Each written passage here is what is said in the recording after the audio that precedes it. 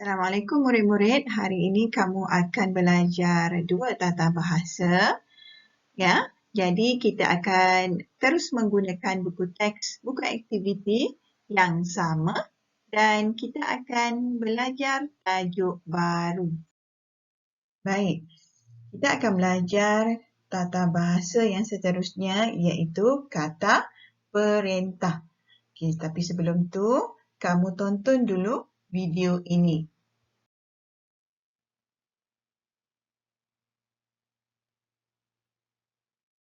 Sila duduk di sini.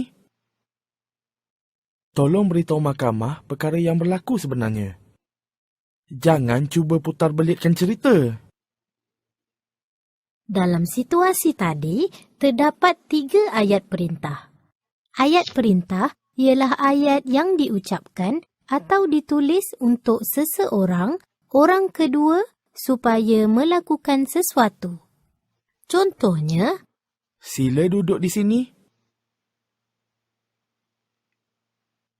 ayat perintah ada 4 jenis, iaitu ayat suruhan, ayat larangan, ayat silaan dan ayat permintaan.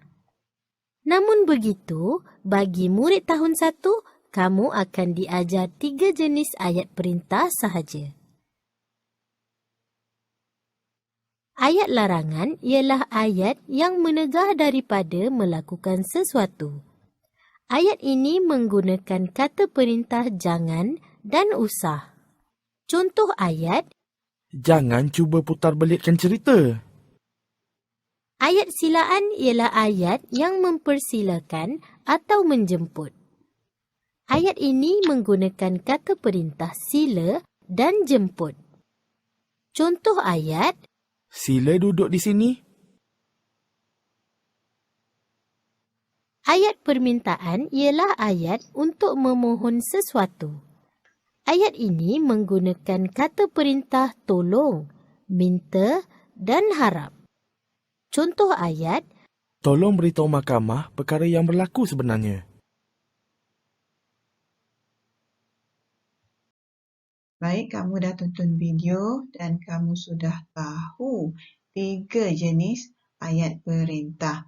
Ya, di mana bila ada ayat perintah mesti ada kata perintah. Okey, apa itu kata perintah? Kata perintah bertujuan untuk menimbulkan tindak balas terhadap perintah, arahan, larangan dan sebagainya. Ya. Di sini ada contoh. Contoh kata perintah ialah sila, jemput, tolong dan jangan. Baik, seterusnya kamu akan tonton video ini.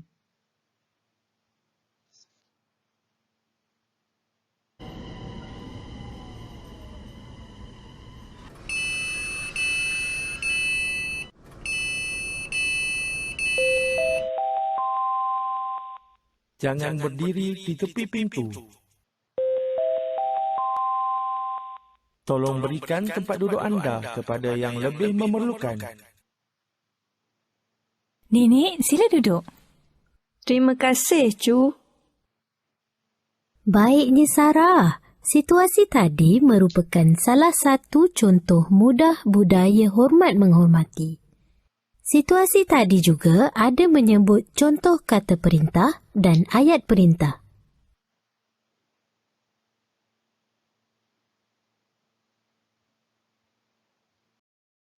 Baik, kamu boleh rujuk buku teks Bahasa Melayu muka surat 55. Kita akan baca kata perintah dan ayat perintah yang terdapat di dalam buku teks tersebut. Baik, mari kita baca ayat perintah yang terdapat di dalam buku teks ini. Ya, kata perintah di sini adalah sila, jangan, tolong dan jemput. Ya. Okey, kita baca yang pertama. Sila duduk di sini, cikgu. Ini adalah ayat silaan. Murid ini mempelawa, mempersilakan guru-guru ini duduk di bangku yang telah disediakan. Okey, kita baca yang ini pula. Jangan biarkan dia terlepas. Ini adalah ayat larangan. Ya, supaya dia minta kawan-kawan yang lain menjaga murid yang berbaju kuning ini. Jangan bagi lepas daripada garisan. Okey, yang ini pula. Tolong kawal pemain itu. Tolong ni juga adalah ayat permintaan. Ya, minta kawan yang lain turut sama membantu. Dan murid ini tidak melepasi garisan. Dan yang terakhir, jemput minum air ini. Ini adalah ayat silaan. Kita mempelawa kawan yang lain untuk minum air. Baik, kamu akan buat latihan di dalam buku aktiviti muka surat 62 di mana kamu diminta untuk bina ayat berdasarkan gambar dan kata perintah. Ya, bina ayat yang mudah sahaja. Di sini ada 4 gambar dan 4 kata perintah. Harap, sila, tolong dan jangan. Ya, dia telah berikan kamu contoh yang pertama. Kata perintah di situ adalah harap. Ya, kamu lihat pada gambar menunjukkan guru ni, cikgu ni tunjukkan jari di telinga. Apa maksudnya? Ini ayat dia. Harap dengar dengan teliti. Ini adalah ayat permintaan. Guru ini minta untuk ketiga-tiga orang murid ni mendengar arahan dengan betul, dengan teliti. Ya.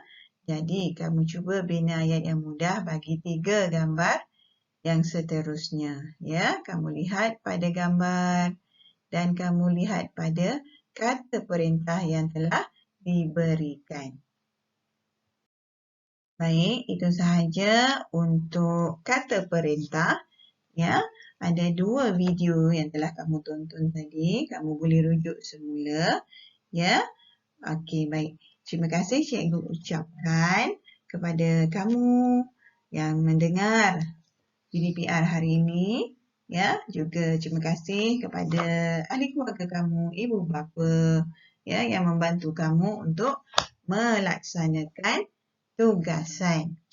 Semoga kita berjumpa lagi, insya-Allah. Terima kasih dan Assalamualaikum.